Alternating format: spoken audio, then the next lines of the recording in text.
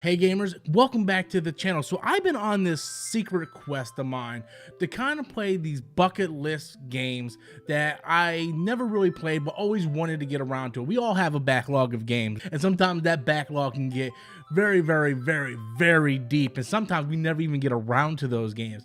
So I've been making it a conscious effort this year to play these bucket list games, like these games that are legendary, that they're classic, like these are instant classic games that everybody talks about. Yet for some reason or another, whether another release of a game came out or maybe I played it and then dropped it, I never completed these games. And I kind of been making that conscious effort this year to kind of go back and play through some of them.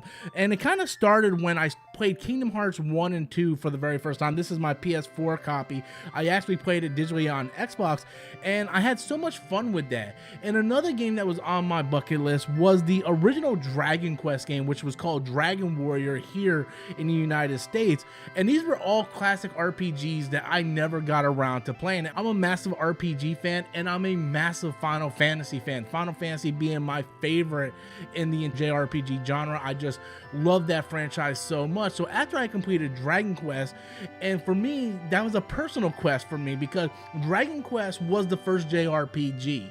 And I decided to play the Switch version, and I had so much fun playing that game that I decided now was the time to play Final Fantasy 1 for the very first time. How can I be a fan of this franchise and not play the game that started it all? And the question for me was, which version do I play? Do I play the original version on the NES? This is my boxed version. I have this thing in acrylic plastic. I love this game so much. This is one of my crown jewels in my Final Fantasy collection.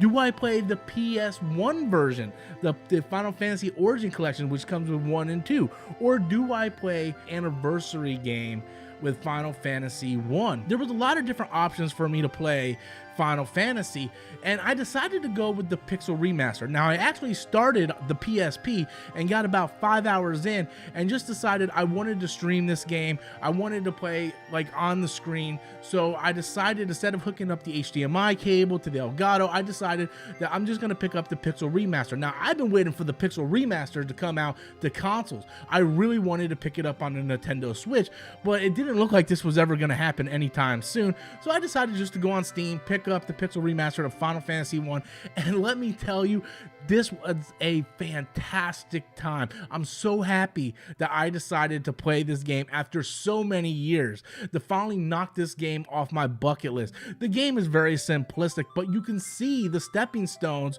of what's to come in Final Fantasy. Sure, there's no chocobos or some of the legendary monsters that we're accustomed to later on in the franchise, but you see the stepping stones. You can see where they took the Dragon Quest idea and then made it their own with Final Fantasy, with the Warriors of Light going to fight Garland, and then you take care of these 4 fiends, these elemental fiends around the world, and then you go back to try to take on Chaos, and you find out there's a time loop. And although that is very simplistic today, that was something that wasn't really seen on the Nintendo and the Famicom back in the 80s.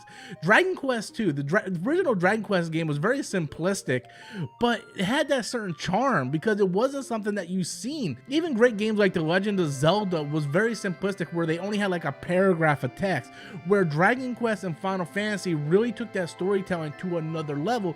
And of course, both franchises expanded on that as they got older and became more accustomed with new ideas and new stories and new elements, and the hardware eventually got better. So playing through Final Fantasy, it took me about 13 hours to complete. I tried to get all the major power weapons. I did some level grinding. I pretty much went around that world, and I was just fascinated with the airship, the canoe, the boat, like every little detail. The fact that this was a Famicom and a Nintendo game, it just boggled my mind. After being a Final Fantasy fan for so long, and my first entry into the franchise was, of course, Final Fantasy Tactics and Final Fantasy 7 on the PlayStation 1, to go back and play the game that started it all, to see how the series developed and see where the ideas came from, it was just it was really enjoyable. It was really special for me as a gamer, and I enjoyed every second I had playing through this game. So much and so that I decided that I wanted to do this video, this bucket list video, where I go back and look at some of these games that I might have missed over the years and go back and play something like a Kingdom Hearts or a Dragon Quest 1 or maybe a Chrono Trigger, something that I'm highly thinking about playing because I never got around to playing it and I heard so much about it.